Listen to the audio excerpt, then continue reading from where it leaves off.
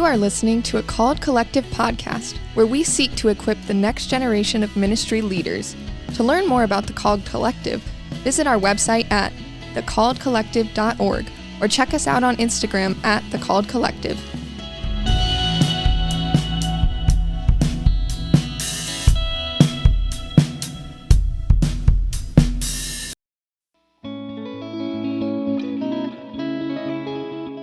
Welcome to the Coffee and Calling podcast with Dan and Grif. Grif, how we doing? Sleepy. Beans is cute. Oh, for anybody who don't know, me and my wife got a golden retriever puppy it'll be 3 weeks ago on Sunday. We named him Beans, Beans, like a can of beans. He's sweet, but he don't let me get no sleep. No sleep. You said that and I quote, you said that you would rather have a baby right now other than Beans. I said that last week. It's out of emotion. I said it earlier this week too, I think. But that was out of a place of deep emotion. Now he's getting a little better, although he had his first accident on the floor in about a week yesterday in the morning, which I was not super happy with him about. One or number two? One. Oh, praise the Lord. But then he also did it in his crate Gosh. later that day. That's where he's sleeping. He's doing a good job. We made it real small.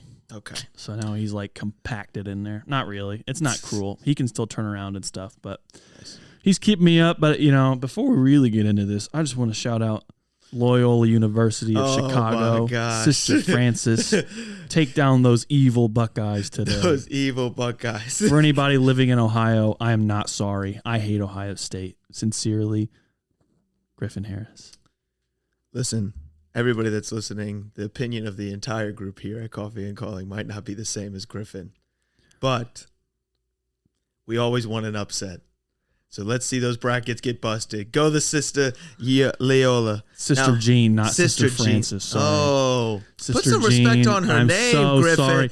Come on, man. I've not been watching college basketball this year.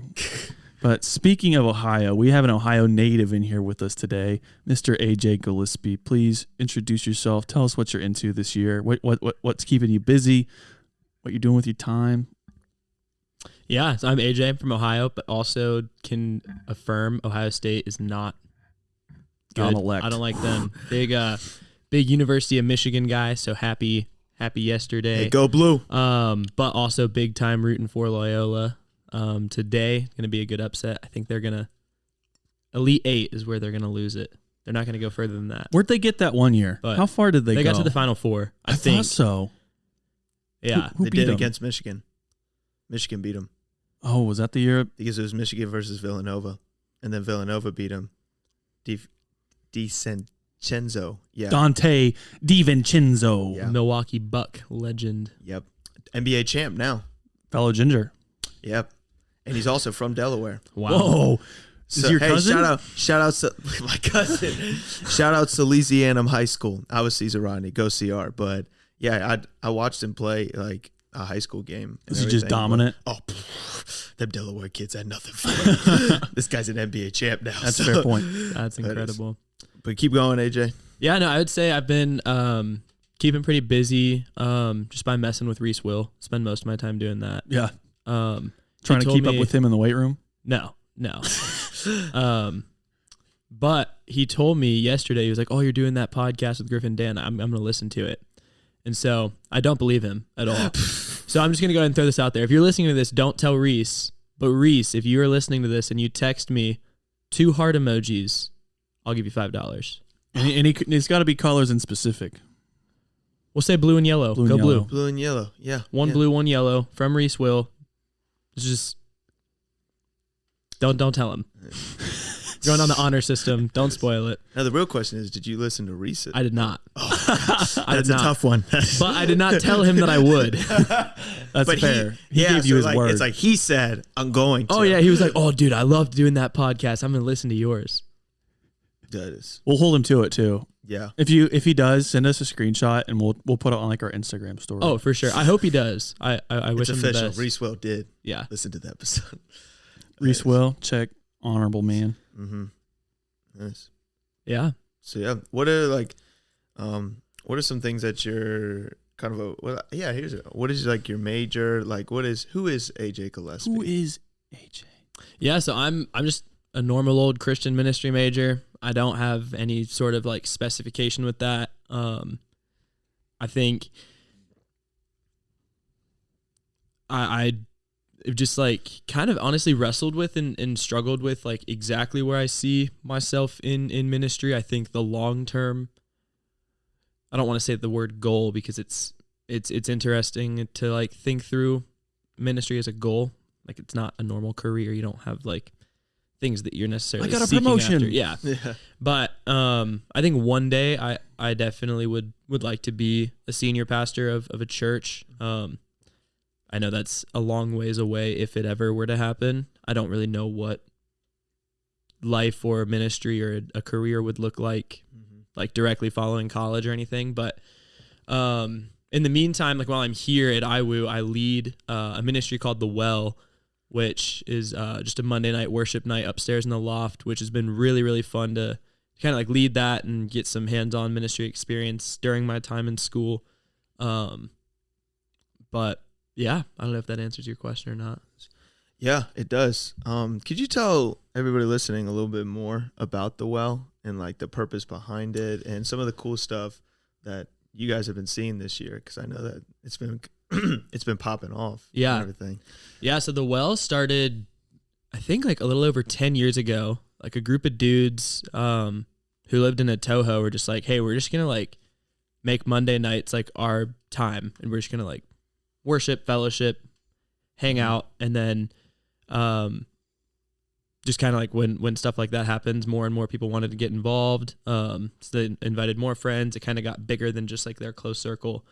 And then they had some girls that they were friends with that were like, oh, that's like so cool. Like we want to join on that too. And it got to the point where there was like 20, 30 people in a Toho. And so they were like, I guess we should like go look for a bigger space. And that was kind of when they moved up to the loft. And then it's kind of like those guys graduated, but it kept going even after them. And it's kind of cool. It has its roots in the men's and the women's soccer team. It's like the original people who started it played soccer. And so there's always usually a couple soccer players on the leadership team. So like the people who, because I play soccer here, and the people who invited me to join the team was like one of my captains my freshman year, who's now graduated. So yeah, and now it's like you said, it is kind of popping. It's really fun how it just kind of like how the Lord kind of took the seeds that were planted 10 years ago and turned it into like 200 people upstairs in the loft, just like on their knees.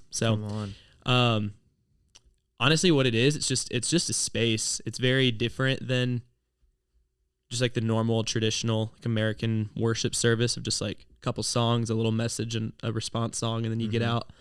So we have different people come and lead worship every night, and we kind of just equip them and talk with them through like what it looks like to just like lead worship without much like agenda or flow. So like we'll have an occasional like 2-3 minute Devo kind of thing, but there's not really a sermon. There's not like an emphasis on trying to like teach anything or anything like that. It's just like we just want to create a space where people can come pray with their brothers and sisters, just worship, sit at the feet of the Lord. So we'll have some people up in the front like standing, worshiping, people in the back just sitting down, journaling. We'll have little people huddled up, like praying together. So it really is just, I think our goal with it is to kind of just create a space where people can come and just like get whatever they need to get out of it so that they can leave and be just closer with the Lord and closer community with him. But it's been so cool. We've had a couple nights where like we've had some people share their testimonies. It's been super, super powerful. We had a girl's ankle get healed a few weeks ago, and like I'd never seen anything like that in my life before, and it was just it was wild to see like the Lord just work in ways that I never expected to see him work when I agreed to like help out with that ministry. And just how much it's revealed to me about his character, his love, his goodness. It's been wild to see it all like unfold right before my eyes. Wow. So yeah. Come on. Makes me think of that Maverick City music song, Old Church Basement. It's kind of like the vibe I get from the well. Big time. But we want to ask you the question we like to ask before we really get into your calling story. And that is, if you could sit down and have a cup of coffee with any character from the Bible other than Jesus, who would it be and why? Why? Why? That's a good one. Probably Daniel. Talking right here. I'm just kidding now. Hey, your wish came. Oh gosh, Your wish came true. No, yeah, I'd say Daniel. I think yeah, he kind of has like a weird mix of experience of like having prophetic apocalyptic visions and then also like very bold faithfulness. I'd love to Hey man, what's up? hear all that. What's up with the goats? Who the goats? I remember taking an apocalyptic lit. Are you in that I'm class in that right now? now. It's killing me. And I remember sitting there reading some of this stuff, and I'm like, "This is crazy. This is crazy." Yeah, imagine having the dream. Imagine actually seeing Oh, it, dude. And then the only being told thing, you can't talk about it. or having to relate everything with like metaphor, or I always get it mixed up. Is metaphor when it has a like, or is that simile? Okay, Yeah, so metaphor is just saying that it is that. So Yeah, imagine seeing comparison. something so crazy. The only way you can articulate it is as a simile. Like that's like with Revelation, like people are like, oh, this is that and this is that. I'm like, no, he didn't. He would have said what it was if he knew what it was. He said it's like this because he doesn't even know what the heck he's looking at. Yeah, it's crazy. But yeah, I would definitely, I would say Daniel. I'd lock that one in as my answer. That is there any like specific like, this is a question I have to ask you? Okay. No. Would you? No, like Oh, or you and I Daniel. thought you were like, No. setting I yourself have to up to ask ask an you. important question. No. I meant I was saying, I was like, no, I meant like, is there any important question that you would look at Daniel and say, like, you have to ask him this? Well, I would ask him like, what did it look like the countless days he was praying and didn't see anything? Like, how did he keep doing that? Yeah. And then like, what was it like on the flip side of that, like being in the lion's den and not getting eaten? You know, like Yeah. just what was that experience like of probably what was, it doesn't say it in the text, but I would assume there had to be seasons of doubt and dryness for him, even though like he never lost his faith. And just like, how did he wake up in the morning and still think like, I'm going to be the Lord's servant today, when there were times where it probably seemed like he was left high and dry, you know, Yeah. in exile. And yeah. Yeah. It's definitely like, he's my favorite character in the Bible, and I am named You're a little after. biased. I am named. I am I am named Daniel. after. I am Daniel. I am Daniel. I am named after Daniel. But I love his character. I love. Yeah, he's one guy that I could read that book just over and over again, and you just always come back to this. Like, and this is with most books, but specifically with this one, just the faith, like you talked about, the faithfulness, you know, working for like a pagan king, like literally, like just the patience, you know, of being there and all that he went through. And yeah, I love his character, and he's a cool homie. So I agree with you. Now, what is if you could go and see one event in the Bible live, like you're there, what would it be? Can I go one Old Testament, one New Testament? Yeah. Okay. Old Testament's got to be the Exodus. Oh yeah. That would just be like. Which part specific? Like crossing the Red Sea? Well, actually, no. I take that back, bro. I'm Egyptian. No shot. I don't want to be there. Hey, but you're not the first. No. You're not the first. I don't want to be there. Never mind. It did not end well for me. Oh wait. No. Because you're the firstborn son, aren't you? Well, you're not firstborn, but are you Firstborn the only son? Yeah. Yeah, you're the firstborn son. Oh, yeah, You'd be in trouble. Gone. I'll go see Jericho. I'll go see them get to Jericho. Yeah, I ain't gonna be nowhere close to Egypt in the Exodus. And then New Testament. That's tough. I would say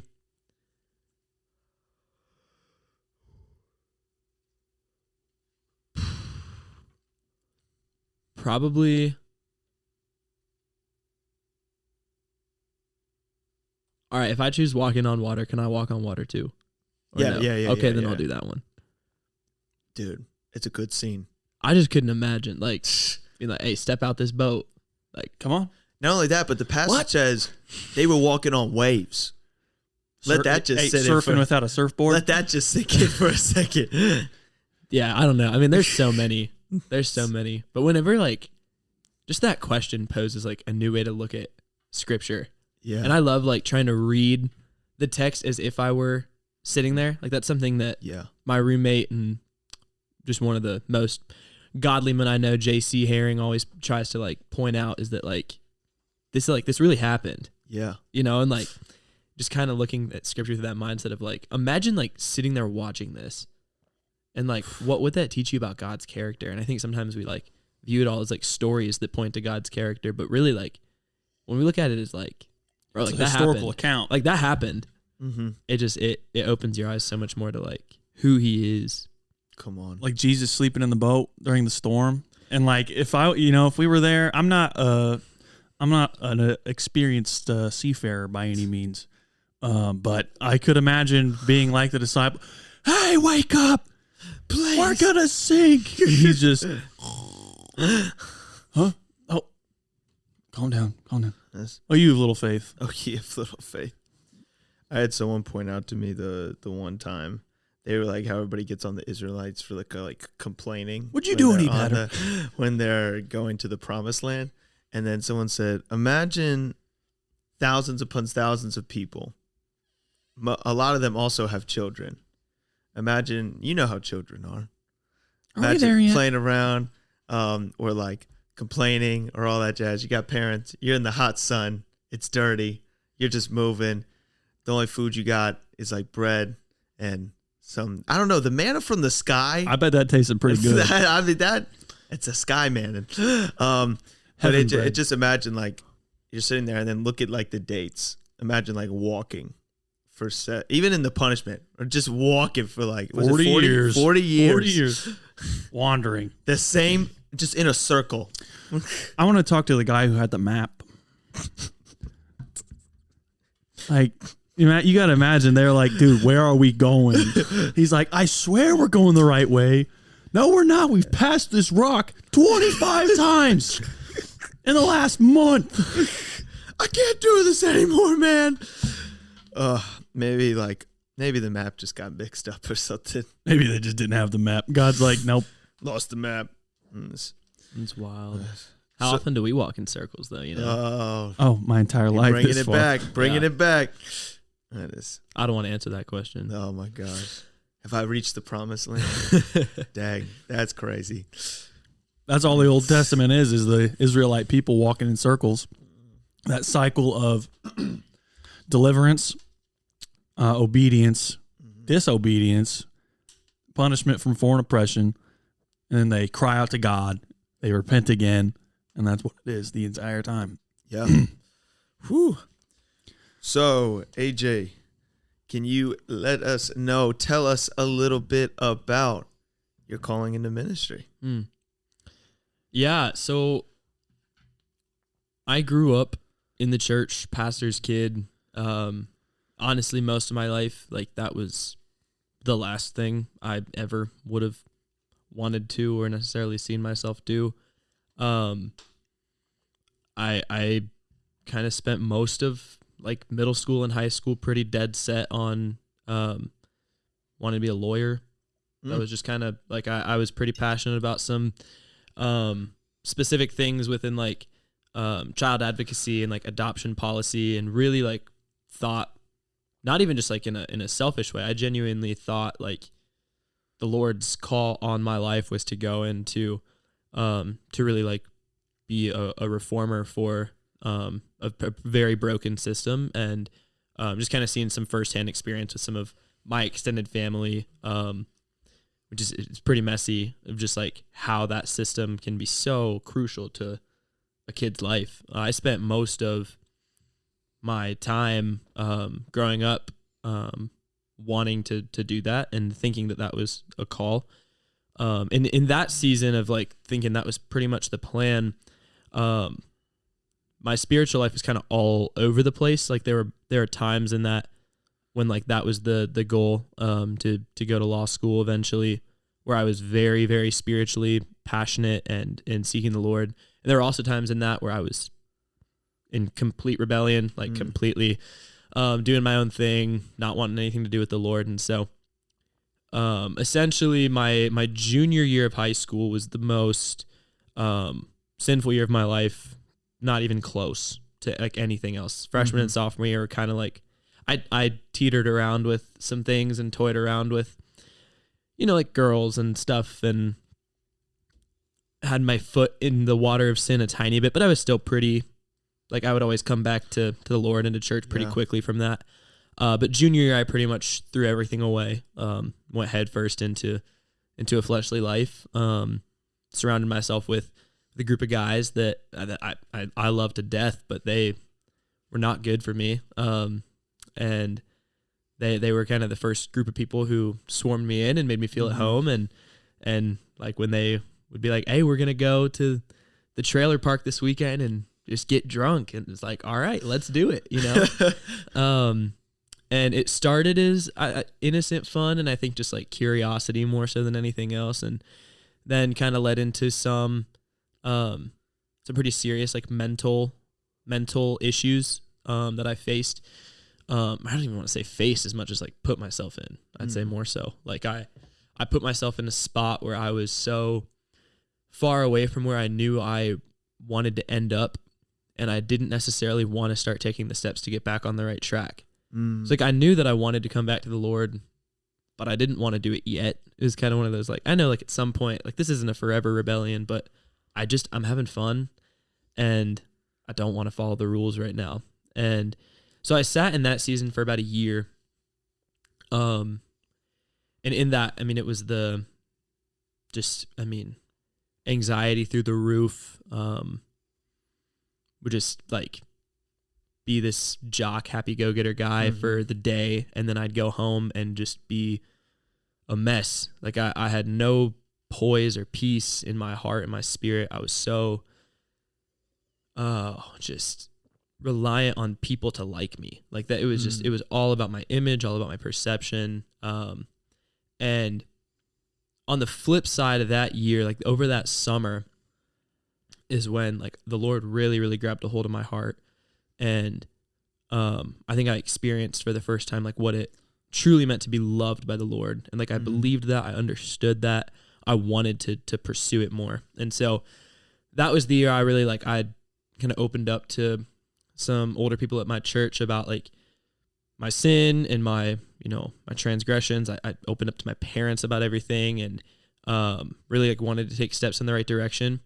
But even in that process, like my senior year, I was still very like, I'm going to be a lawyer. Yeah. That still ministry wasn't really on the radar for most of that year. And even though like I was very, very involved in my youth group, like let me preach a couple times. And I think people kind of thought like ministry was what I was going to do or should do, or was just kind of like what was in line for me because my dad and, was so involved. But it wasn't until the summer after my senior year when a middle school dude named Jalen, love that kid to death. I'd led an 8th grade small group the whole year at my church. And then at NTS camp, I got to go and kind of spend the week still as like a student with my senior year, but I also like helped out with my 8th grade small group that week as well.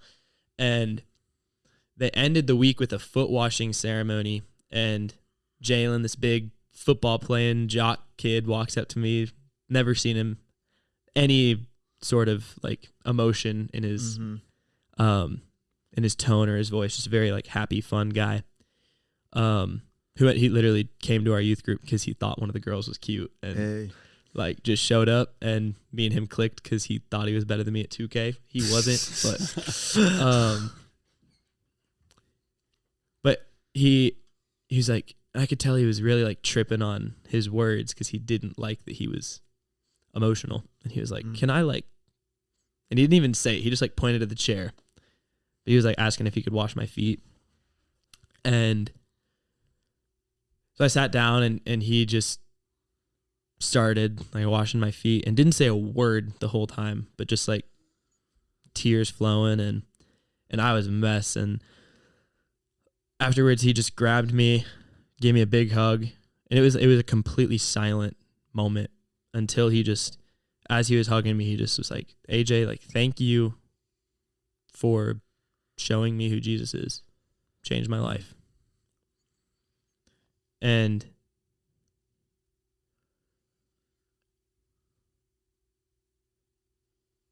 he was a kid who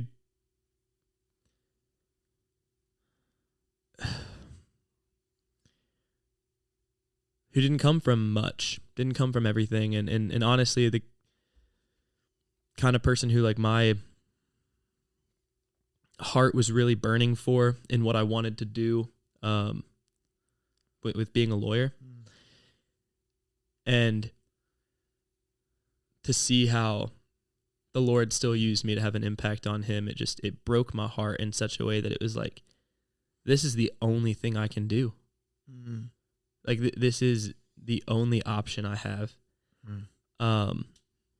And so from there, I was already signed to play soccer at IWU at this point, but like, I was going to study history, which, if you've met me in college and have seen my work ethic towards the ministry degree I'm pursuing right now, would not have gone well if I were studying history. But yeah, I think I got like a C in World Civ. So we all did. Who was your prof, though? I don't even remember. It was Mark Smith. Mark Smith. I forget who, I don't remember. He was a great guy. I loved that guy. Mark Smith is like, bro, his classes, you will leave energized. That man is like so elaborate with the way he goes. But World Civ, it's a tough one. Yeah. But all that aside, like, it was so cool to see how it all kind of came full circle, that like the Lord had opened IWU as a door. And that was a whole nother process of how that happened, with some injuries that I had in soccer. With, like, originally when I was a freshman in high school, the goal was always like D1 soccer or nothing else. That was all I wanted, all I really cared about. And between my freshman, sophomore, and junior year, every December, I had a major orthopedic surgery, tore my ACL, shattered my wrist, shattered like 2 or 3 bones in my ankle. So every single year, like, I missed out on the spring recruiting process, on a chance to get out there, and kind of like led to IWU being one of the very, very few schools that like was even willing to take a chance on me, because I wasn't as good. I was barely good at all, especially like at the college level, and I just didn't have like the time, because the way high school soccer works is like you play in the fall, and then the spring you play club ball, which is like where you get recruited from. So I missed all 3 club seasons of freshman, sophomore, and junior year. So that kind of like pushed me towards, like, if I wanted to play soccer in college, it was IWU. And I did. And so I actually signed my junior year to play here, like in the middle of that season of complete rebellion from the Lord. Wow. And ministry wasn't even a thought, wasn't even on the radar. And then to see how the Lord so clearly had his hand in leading me to a place where I could pursue what he knew he was going to lead me to pursue. And so, and I wish I could say that getting into college freshman year, it was just like full speed ahead with like chasing after that call. It wasn't at all. My freshman year, I came in with a really, really high head. I thought like, oh man, like, I've never been around a bunch of Christians before. Like, I'm going to meet all these friends and people are going to love me, and I'm going to meet a girl, and like everything's going to be perfect. Cause I've been faithful, and like my senior year was rough because I lost a lot of friends, and I was like, it was kind of like I was just holding out for IWU, and then everything was going to be perfect. And as soon as I came here and things weren't perfect, I was like, I was pissed, if I'm being honest. I was just like, what the heck, God? Like, I've been pulling my weight. Like, why haven't you been pulling yours? And I just realized how selfish and immature like my faith was. And it led me to like fall backwards in some sin and some rebellion. And it wasn't really until I would say like about halfway through sophomore year, and even like some contemplation of changing my major, getting out of ministry, not pursuing it anymore, dropping out was a thought and a very real conversation with my parents a couple times. But there came a point through a series of events that I can't get too much into. But long story short, I went from being in a season where pretty much everything fleshly was finally going my way. Mm-hmm. And then over the course of like 2 weeks, none of it was. Yeah. Just through some different, I re-injured myself in my knee, and then there's just a breakup and some like a vast majority of other things too. Mm-hmm. Just kind of like thing after thing after thing, like I lost. Wow. And it wasn't until that season where it was kind of like freshman year all over again, where I was like, where are you at? Like, I don't see your faithfulness. I don't see your goodness. Wow. And I think that was the season where I realized what it meant to suffer, to surrender to him, to trust him, to actually pursue him. And like in that season, I wasn't in it for the blessings anymore. And I think I realized that the whole time, like I was passionate about the Lord, but I was really passionate about what I thought he was going to do for my life. I liked the idea of peace and joy and love, and I liked the idea of a blessed life, and I liked the idea of being good at being a Christian. I liked the idea of people seeing me as a good guy, but I did not love the Lord. And I honestly, I think I was pretty committed to ministry before I was committed to genuinely loving the Lord. Wow. And I was like, I honestly would say it's only been since about halfway through my sophomore year, which puts me at like a little over a year now of like understanding what it means to do things out of like an overflow of a burning heart from within, of like, I genuinely just love, I love the Lord, and I love how he's loved me, and I love how his love doesn't need anything on top of it to make it good.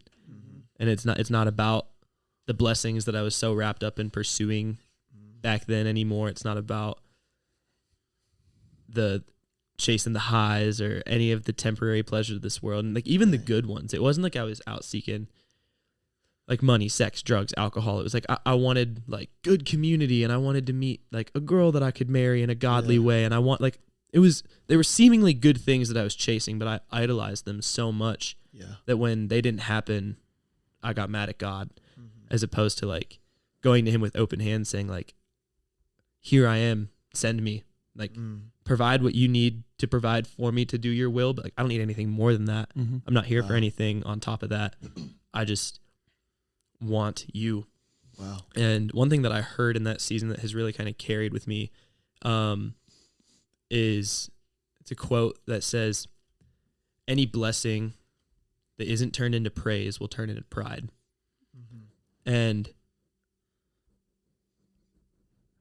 yeah, I think for me now, the journey of like my call to ministry has just been like, what does it look like to take everything I'm blessed with, every friendship, every relationship, every like material thing, every dollar, like every blessing, and not let those be the things that I rely on, not let those be the things that I desire, but let those be things that bring me to my knees in praising the Lord for his goodness, and then taking those blessings and aligning them with his purpose, so that as he blesses me, I can outpour those things to the world, so that he can continue to replenish me and I can give, and he can replenish me and I can give, and he can replenish me and I can give. And it's no longer like I'm seeking him so that I can get this stuff. It's like I'm seeking him so that I can see his kingdom come to the world in a real way, and I can be a part of that, and I can see more people come into his kingdom. So it's been so cool how he's taken such a prideful, selfish heart that really was just in it for all the wrong reasons possible, and shaped me into a man who like still struggles with pride and selfishness and false motives at times, but just how he takes even like our bad motives and shifts us into people who are just seeking after his heart. And so, yeah. I think something that a lot of people have to come to a point with is like, and you described it, is ceasing to idolize Christianity and instead turn to actually worship God. Because I think you can definitely idolize the religion of Christianity and, like you said, check these boxes off and form yourself into this puzzle piece that fits into this puzzle that is a good life, it's blessing, like you said. And I think you can also idolize God. Like you can idolize an improper view and understanding of who God is. And you have to get to this point where worshiping God and having that relationship with him is simply enough, right? And we were talking, you're preaching this upcoming Sunday, right? And we were talking about if God didn't answer your prayers anymore,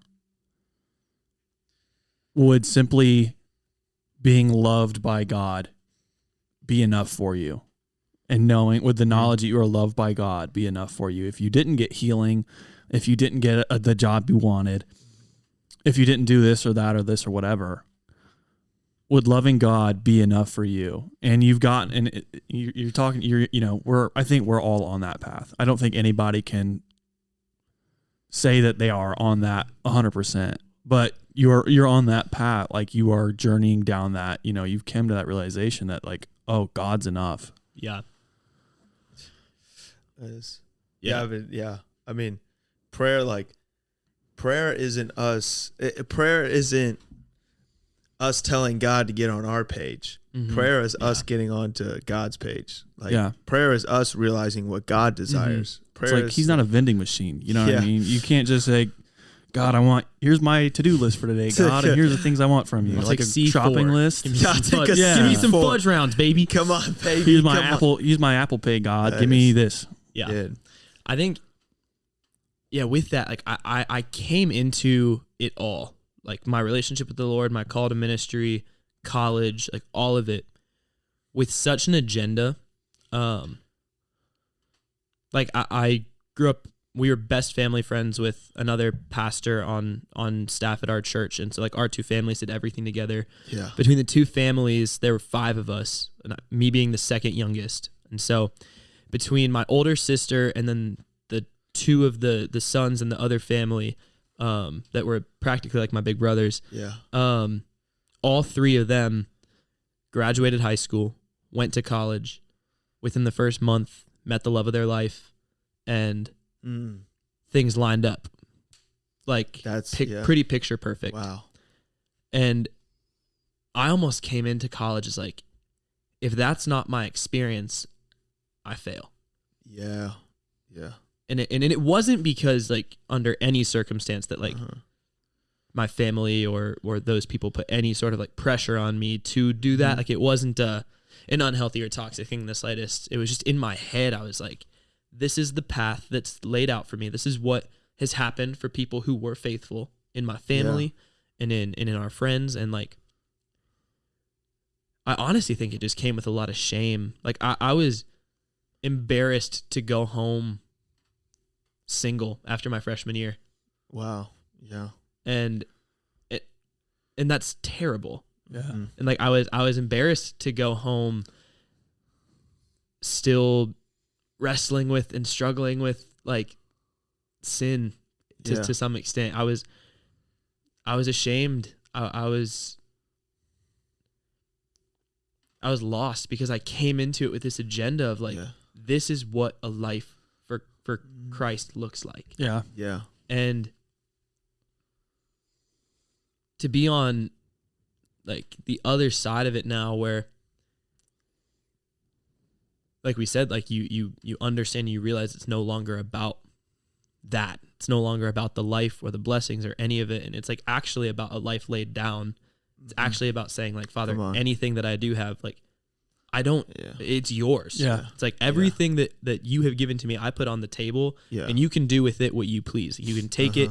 You can give it to me in less proportion. You can give it to me in more proportion. Like it is yours, but like I'm yours and I'm not going anywhere depending on what happens with this stuff. So yeah, I would say like to somebody who has a call to ministry, just come into it with no agenda. Yeah. Because like it's not going to look how you want it to look or how you think it'll look. And sometimes we have such an agenda, and the agenda is actually like so much less than what the Lord wants to do in and for us, that like we're actually let down when God does more. Because we had our eyes so fixed on this is what it's like supposed the little to look like. superficial things that we think it's supposed to look like, that when he actually like goes over that and builds our character, builds our faith, builds our trust in him, uses us to pour into other people, and then in the process you look back and you're like, wow, like maybe I am blessed in all the ways that I was seeking at the beginning but didn't see. Yeah.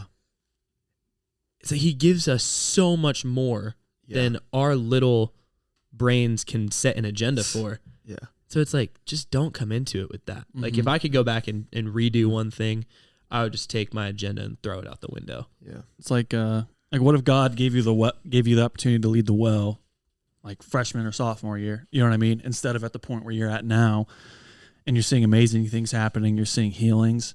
You know, it's like you said, don't like. If you let go of your expectations, God's going to do something that's going to blow you out of the water. And it's going to shock you, like how different it looks than what your view of an ideal, this is what I really would like to happen. God's going to blow that out of the water time and time again. And I think this just came to mind as you were talking, but like that idea of when people share their testimonies with us, and then we think that becomes the template for how it's always going to be. If my life doesn't look like that. If that life doesn't look like that, like if it doesn't go this way.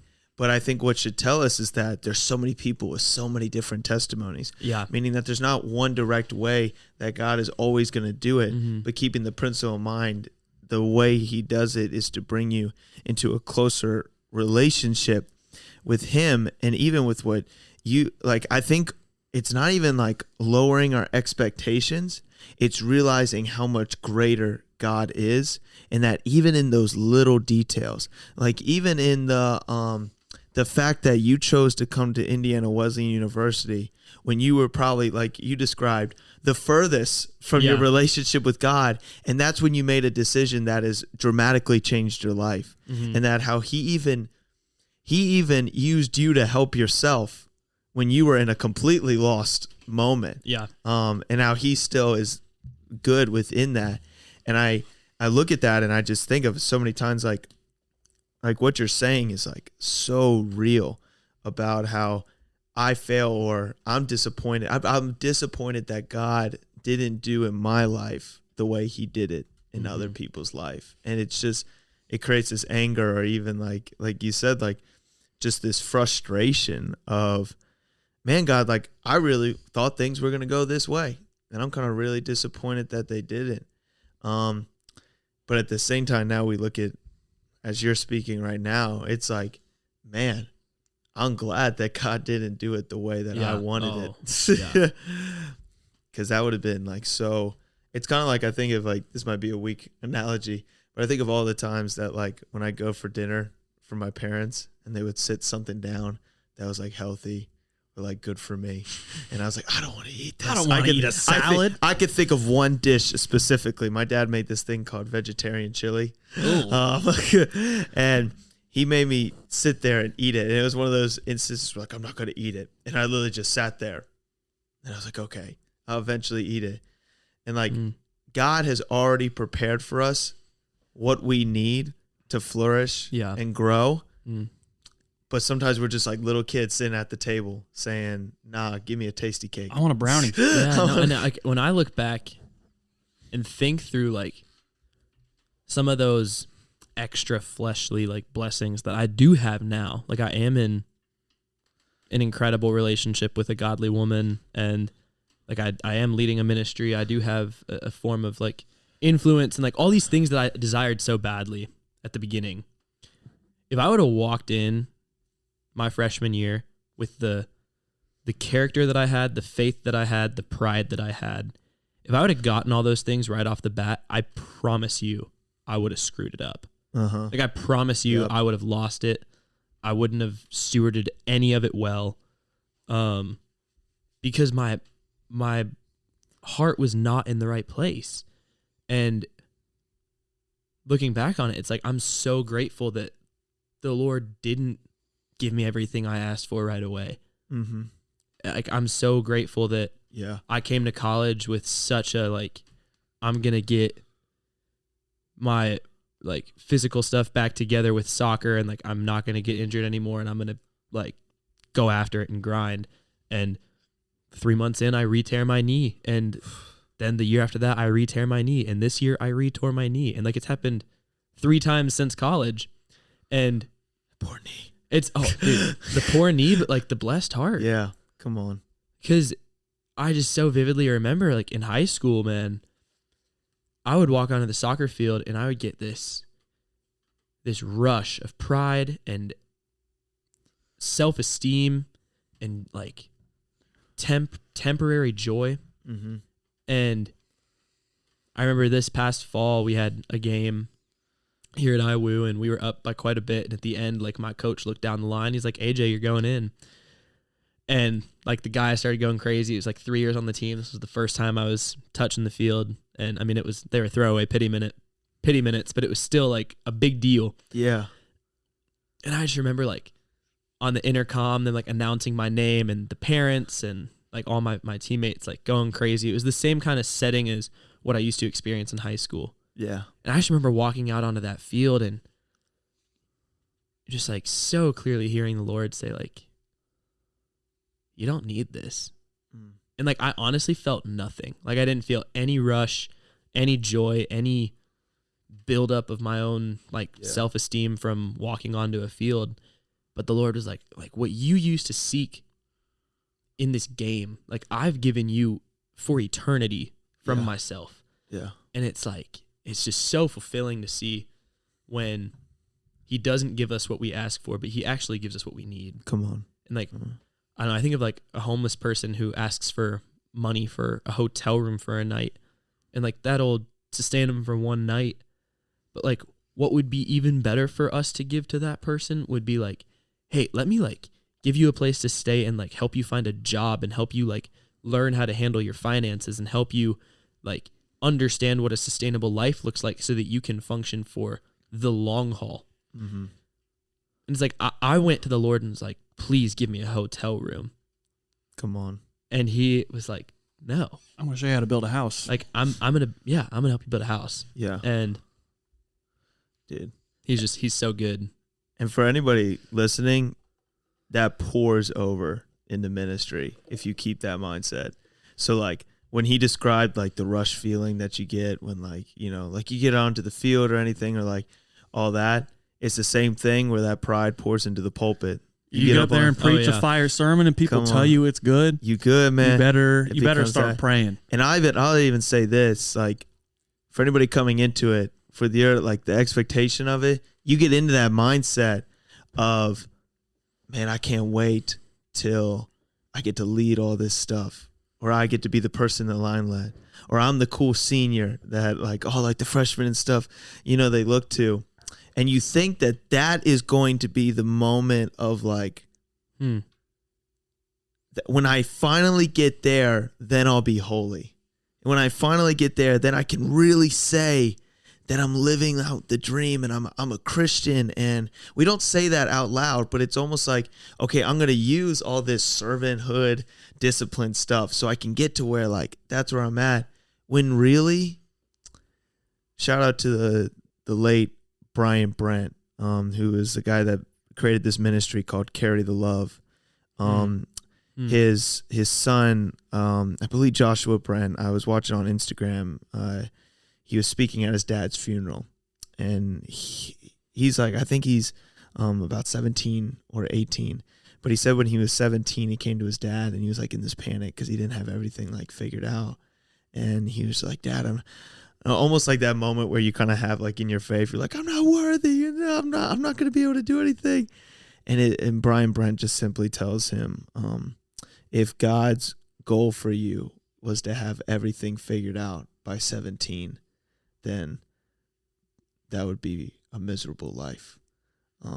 But truly, we figure these things out and we grow and we learn how to, like you said, like I wouldn't be able to store that my freshman year, but now I'm able to, because I went through a lot of things that created me the ability, the maturity, the Christ-likeness, emanating him to be able to take that on and use it for the right reasons. Yeah. And it doesn't, so us getting into those positions, it's exactly like you can go to a lead church and like get into a lead ministry, have the biggest ministry, and walk out on that stage and be like, this doesn't mean anything. But the moment when you have a student come up to you and wash your feet and you sit there and you're like, this means everything. This means everything. Yeah. It really is so. I can relate to that so prevalently, because like I came into my freshman year with that same mindset of like, once I get there and I saw guys like even like you guys, and I mean JC and like Cam Stilson and like these good, like these older godly bros, and I was like, once I'm like that to somebody else, like once I have that persona, that image, that reputation, like that's the dream. And then you get there to some extent. I don't want to say I'm there, but like you have influence, you have position, you have things, and you don't realize like some of those things are actually very burdensome. And like it's not all that it's hyped up to be. And like it's heavy, man. It's not this great, easy, like it's like ministry is a lonely life. And yeah, I was like it. I think I'm learning that like a life lived for Christ is not a comfortable one. Like Jesus literally spent his whole life preparing for the cross. Like we think so much it's like a life with Christ is like one that's like glory and success, and it's like all the good that comes. But when you look at the life of Christ, like all of that came after the cross. All of that came after there was death first to sin. And like for us, like sometimes I just feel like our life is so much more so on the path to comfort than it is like on the path to the cross. And like, are you okay with spending 33 years in preparation before you are put into a place where you experience success? You know, that kind of like if. And before you, even then, like you have to wait, and then before you get the success, you have to like go to a cross. Yeah, would anyone be able to say, yeah, I could do that? Yeah, that doesn't sound too bad. No. And I think it's so lonely. It is. Ministry becomes really lonely when you see these ideals of that's getting to the top, instead of just your entire time of ministry is Jesus is at the top and that's all I'm following. Where follow me as I follow Christ. Like if you're like I'm gonna tell you this, if you're a freshman right now here at this university and you're looking at some of us seniors and you're saying, I want to be like him. No. Yeah. Be like Christ. Like literally, like the only reason we get to these places of anytime like humility, like good leadership, all that jazz, it is Christ. And guess what? All of us freshmen, we look towards guys, and what we were looking towards, what was attractive about them was not really them. It was Christ within them. So seek the Lord, seek the kingdom first. Seek the kingdom first. That is the ideal. And guess what? Ministry becomes really lonely when you're looking at it as everybody else is a rough draft to what I am. Everybody else, I'm looking at everybody else like, I got to be better than that, or I got to preach a better sermon than them, or I got to get to this role. I got to get to this lead ministry. I got to do this and do that. It becomes really lonely. But when you're ministers and people that suffer together, carry the burdens of this world together, you know, it feels at times overwhelming and it's hard. But let me tell you, the feeling of pure loneliness is not there, because you're like, I got my brothers and sisters around me. And there's moments where you look around, and I'll tell you this, if you don't do that, you will go into ministry and look around and you'll be like, nobody understands things like I do. And you'll minister to people, and I guarantee people will love you. But we know for a fact when somebody can sit there that does the same job as you and says, I've been there, I know what that's like, that changes everything. So when it becomes these accomplishments, I think that's why it's so lonely. But when the real goal every single day is just I want to emulate Christ, it's hard. And I'm not saying that those lonely feelings are never there, because they are. But you look at it as like, if I did one thing to emulate Christ today, then today was a victory in itself. But AJ, as we go into it, what would be the one piece of advice that you would give anybody that might be listening to this podcast, struggling with their call into ministry, or just, navigating those roads? What would be your one piece of advice? I would say to honestly take a good look at your heart and your perspectives, and like genuinely ask yourself, if I come out of this life with nothing that I wanted, but a lot of fruit for the kingdom, is that okay?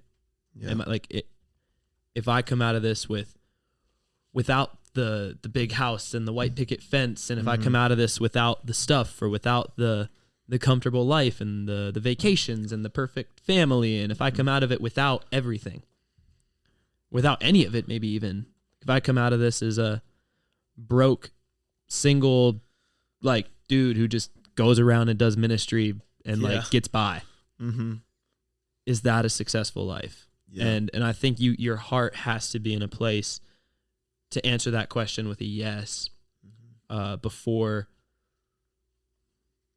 you because if not, then you're gonna fall into desiring the wrong things, and I would say that because that's me, that's what I fell prey to that for so long. So yeah, really just check your motives, check your heart, and just think through every scenario, everything you do in ministry. How can you remove any glory from yourself?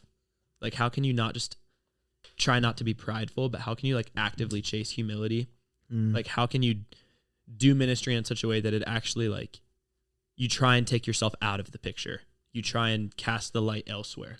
How do you, whether that's lifting up a brother or another person, or even just trying to lift up the Lord as much as you possibly can without letting people, I don't know, you should always live in a tension of I do not want to be the center.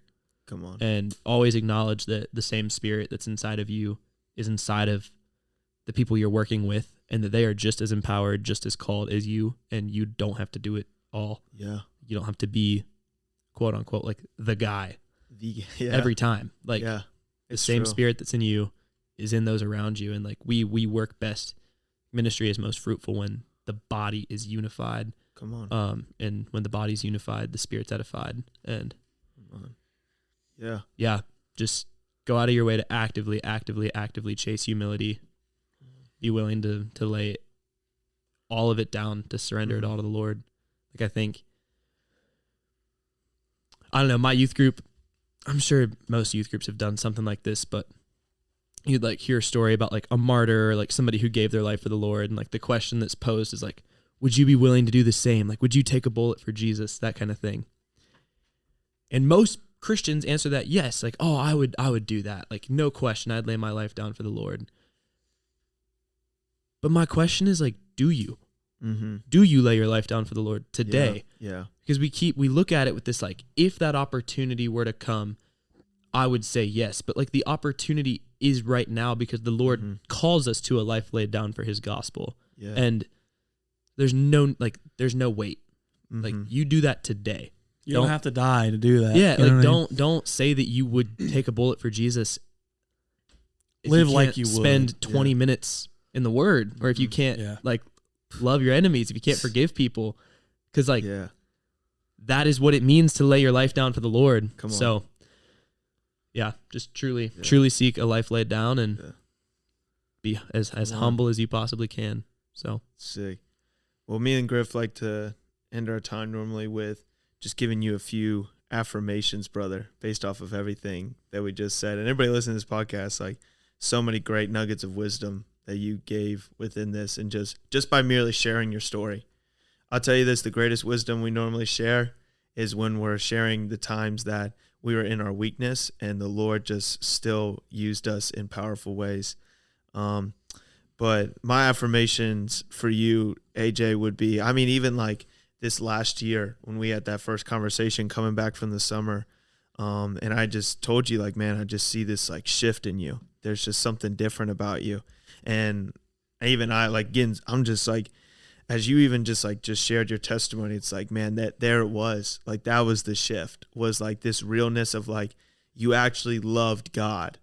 And like, in the sense of like, you weren't chasing like ministry, or you weren't like, you were infatuated with ministry. You were truly infatuated with God. And like, even as you said that, like, I saw it within you as you were sitting right there, where you're like, I just love God. And that's why I want to do these things. And that's just a different mentality. And my hope for you, dude, and my prayer for you truly is that you keep that mentality for the rest of your life. And I see it in the way that you talk about the ministries that you do. And I'll even just affirm you right now, as you preach this Sunday, that will come out. The greatest thing that we can do as ministers, and the greatest, like, we're real, like, when we're speaking the truth to people, is when that truth sits with us first.